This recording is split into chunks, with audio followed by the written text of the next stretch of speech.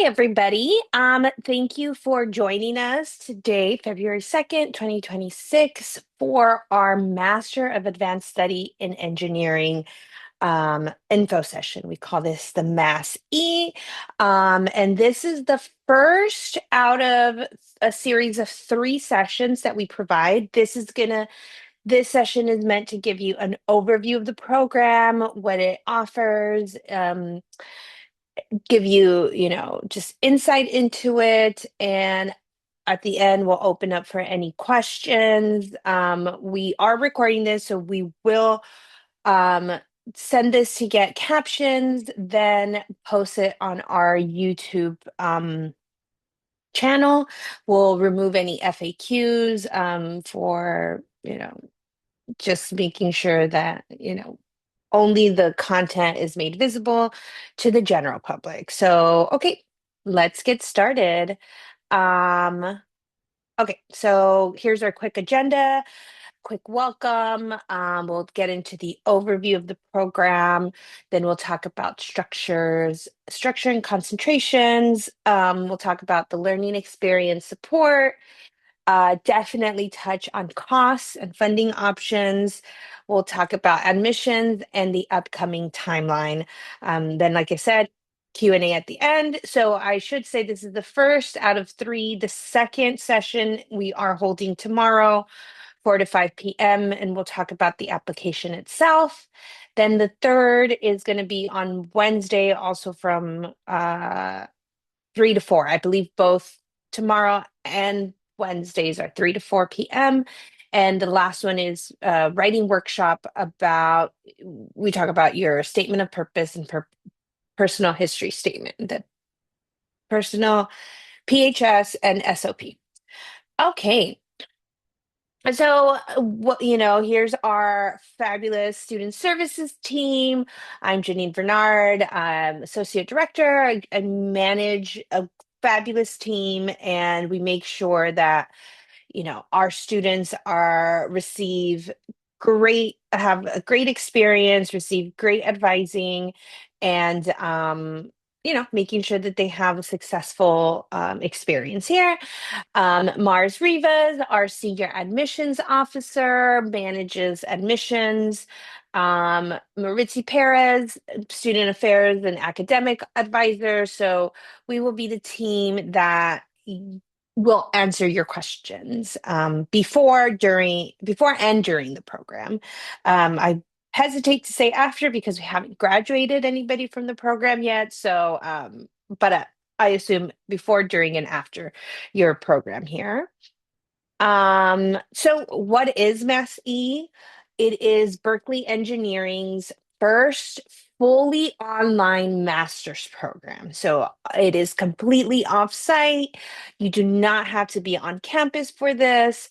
And it is completely asynchronous, which means that all of the material is there and students can learn at their own pace. This program was built for working engineers specifically, and STEM professionals, so science, technology, engineering, and math, and then also recent engineering graduates. So it just depends what you're looking for, where you are in your career, and what you want this program to kind of help you achieve. The courses are created and taught by Berkeley engineering faculty and lecturers. Um, and this is a professional degree program focused on immediately applicable skills that are in demand. So this is different than an MA or an MS. Those degree programs depend, and it doesn't matter what discipline they're in, but any MA, any MS is usually research based master's program, which is ideal for a PhD.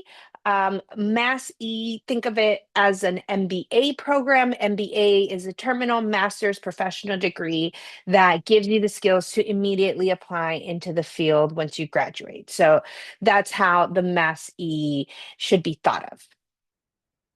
Like I said, it's 100% online and fully asynchronous within each 12 to 15 week term. So fall and spring are 15 weeks.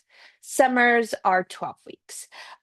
It's self-paced study each week, so there's no live lectures. Everything's recorded and available to you on the platform.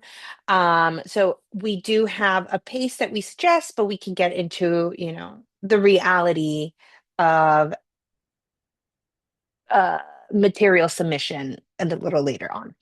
The program is supported by GSIs. We at Berkeley like to call them graduate student instructors, but they're known as teaching assistants everywhere else. There are live faculty office hours, and then there's tutors available, and then we do have peer groups. So that's through Slack. So that's the community on Slack. And because we have a global peer network, we find that and they're in all different countries and time zones. So the community on Slack is really good for creating that community. And then just any questions, you have as a student, like, hey, did anybody, notice this question on this, homework or something like that. In terms of the program structure, there's 24 total units required to graduate. Most courses are going to be 1 unit. We are changing some future courses that might be 2 units, but for now, they are 1 unit. Then the capstone class is 2 units. We may make it into variable 2 to 4 units, but again, as of now, most courses are 1 unit, and then the capstone is 2 units. The typical path that we see folks going is 22 1 unit courses plus a 2 unit capstone class. And so this is flexibly paced. Um, Anywhere from 2 to 4 years, and we predict most will complete in 2 to 3 years. So it just depends on what pace suits you and your goals. So this is also taking into account fall, spring, summer term. Some students may decide to take a break during summer and not enroll, but the ability to enroll in summer is there. And so depending on what classes are offered that summer, then you can continue to chip away at that 24 total units requirement. One thing to note is that there is an academic residency requirement. So this is different. It is not immigration or tax purpose residency. This is an academic residency, which is a requirement from the graduate division. That means students must be enrolled in the program for at least 4 units for at least 2 terms. So out of, say, you are enrolled in this program for 4 years, that's 8 semester terms and then 4 summer terms. So any of those terms out of two of those, any out of those terms, two of those, either fall, spring, or 2 falls, 2 springs, or summer, any kind of combination, you must be enrolled in 4 units or more on those 2 terms. So this has been a little bit confusing for some, so just wanted to bring that out there from the get-go to make sure that everybody understands what that requirement is. And then we do have interdisciplinary concentrations. You take required courses, your chosen concentration, then choose electives as you move across the catalog. Um, and then there's the capstone experience. Okay, I think I meant to add the concentrations in this slide, but I did mention them in the next slide, so we can talk about that. So in terms of the capstone experience, so we aim to integrate and apply learning to a real world engineering challenge. So again, this is kind of a simulation of these directly applicable skills upon graduation. So we have one student who's actually ready. This program started in fall 2024, and there's, Berkeley students. One thing about them, whether residential or off-site, they are very committed. So we have one student who's ready to graduate this year, and we place them in a capstone project. So we will see, he will lead the way for others that come after him. And there is guidance from Berkeley faculty and lecturers, which I need to fix that typo. And this is again industry inspired problem and context. So there is something that you will be offered with guidance that will be up to you to provide. It'll be a project and it'll either take the form of a paper or some kind of hands-on project. However, a lot of students are very creative, and so it's up to them to kind of deliver that in the package that they feel is best. Yeah, so then, like I said, this will be the outcome will be a portfolio ready build project that is aligned to your goals. And then you can also, especially the person who is graduating, believe he is hired, he has a job. And so this is part of his job training or professional development in his job that he can then take those skills and then apply them into his job for a promotion or pivoting. However, these skills inform his future career success. So here's a program overview. Again, flexible and customizable for working professionals. It's 100% online. It's asynchronous, which means it doesn't come in any order. Well, I mean, there's an order that they require, but there's nothing live. You don't have to tune in Tuesdays at 3 p.m. for a course. You can do it all, follow it all on your timeline.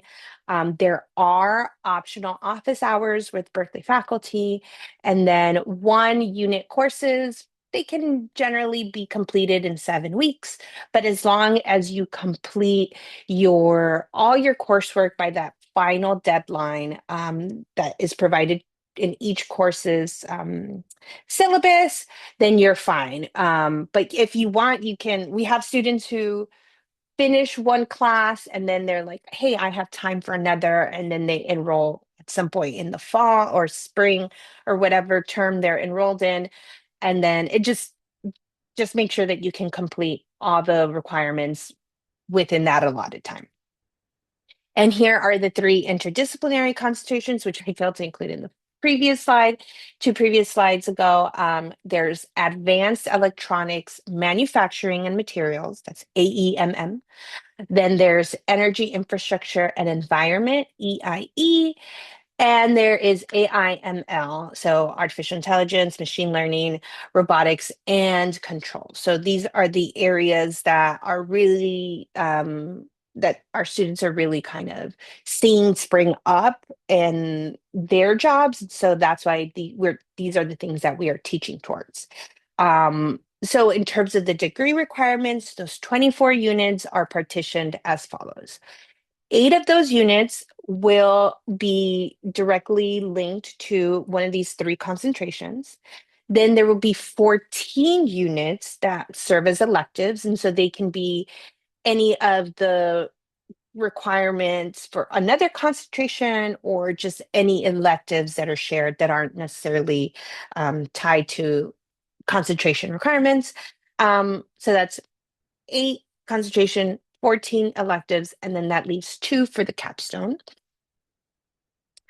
And here's some of the courses offered. So there's popular courses, E222, molecular imaging methods, research and drug clinical trials, beta testing, Engine 210A, renewable energy systems, 223, radiopharmaceuticals, 281, development of modern materials for microelectronics. And then we do have 2 new courses this term.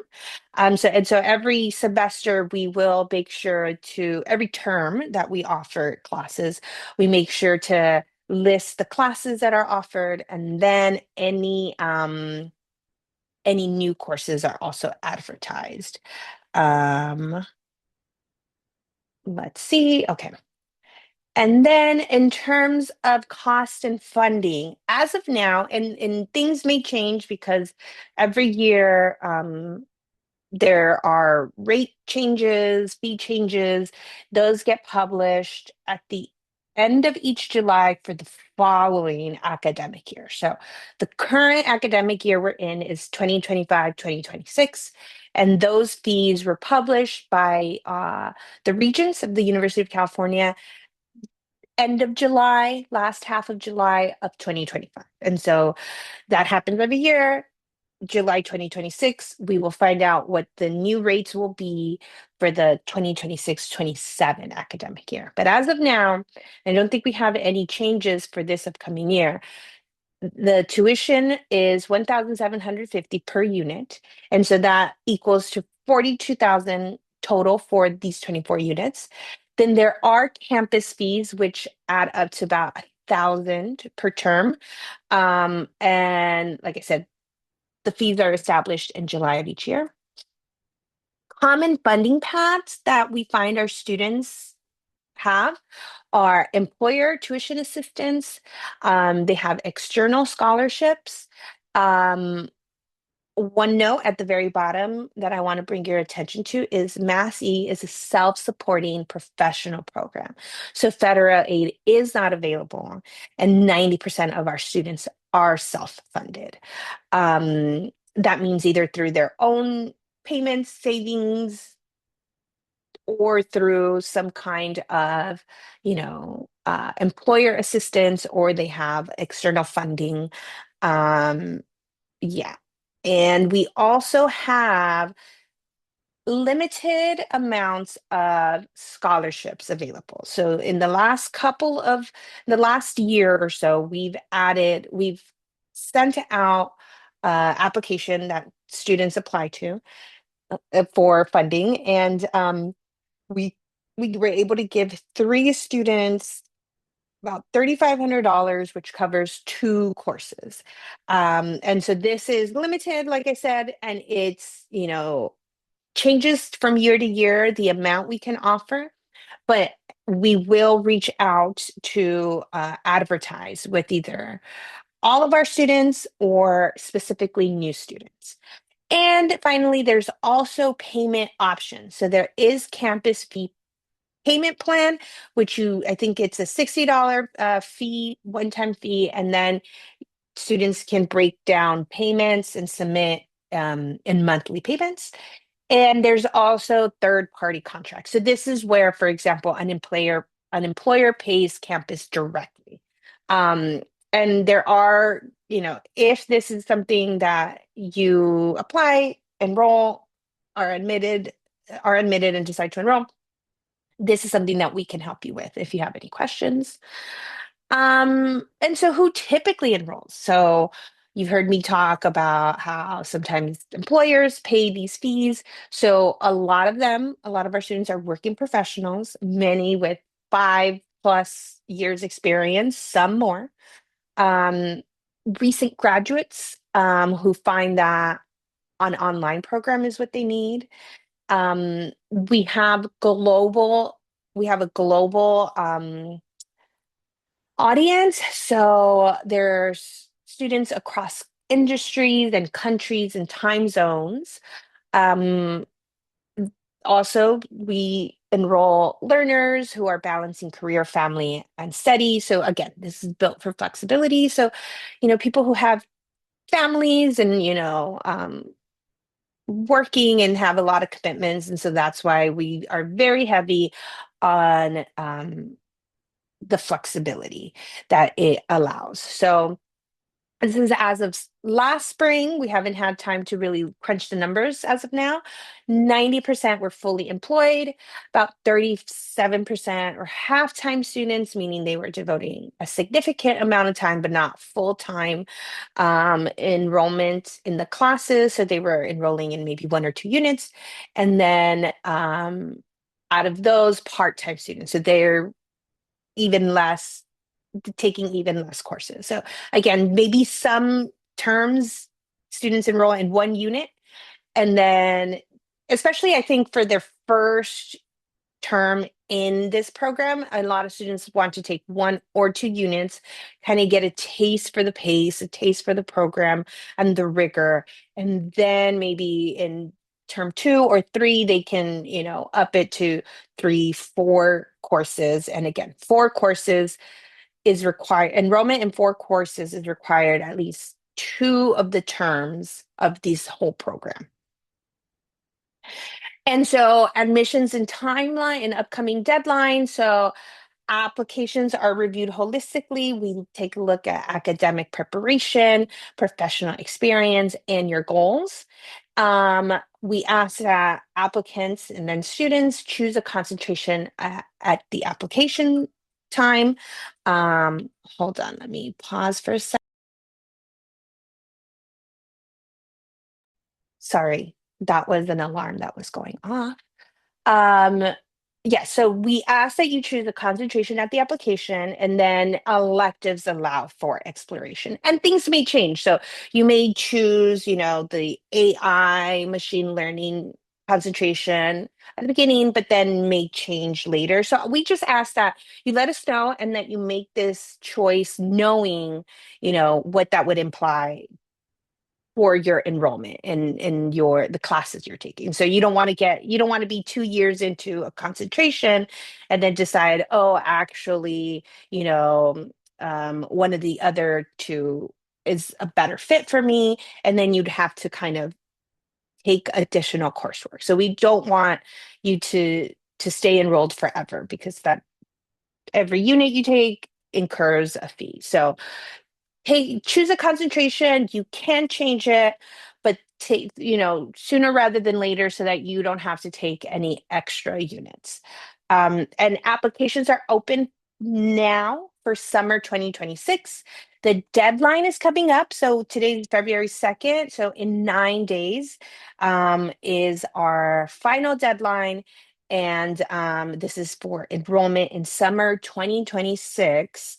Um, we are taking a quick pause for fall 26, but we are looking to come back and start taking folks for the spring 27. So if you're just in the exploratory kind of portion of this, of looking for master's programs, definitely come to these info sessions, and then we will announce when spring 27 is opening. Um, and some FAQs we've received from other students are, do the courses fill up? No caps. There are no seat caps once a course is live. And that's the beauty of this asynchronous remote online design of the program. So there aren't no, the class is full. You can enroll in that class. Are there live sessions? There are optional office hours, but those are not required. But obviously, if you have a question that's burning in your head, make sure that you do take the opportunity to go to these live office hours. Can employers pay directly? Yes, as mentioned, there's a third-party contract unit, which we can always help connect you with.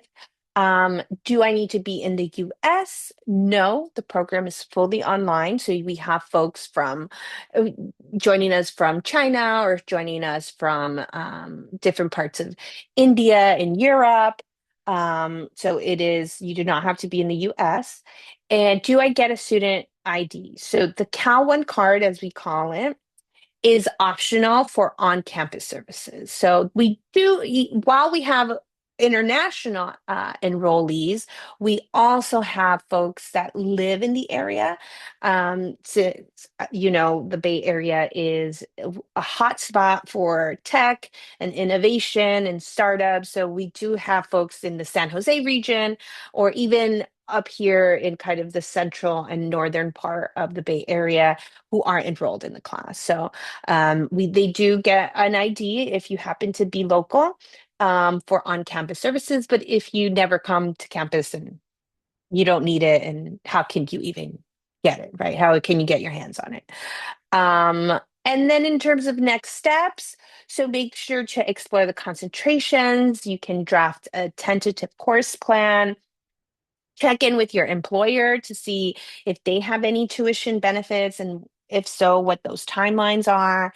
And then, prepare application materials and statement of purpose. So, like I said, tomorrow we're going to talk about the application itself.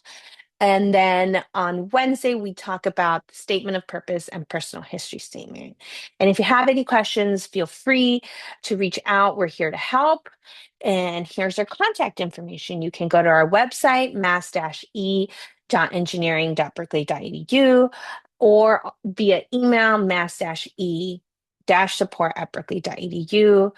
You can reach out to our team with your questions and any feedback you have after today's session. We look forward to connecting with you.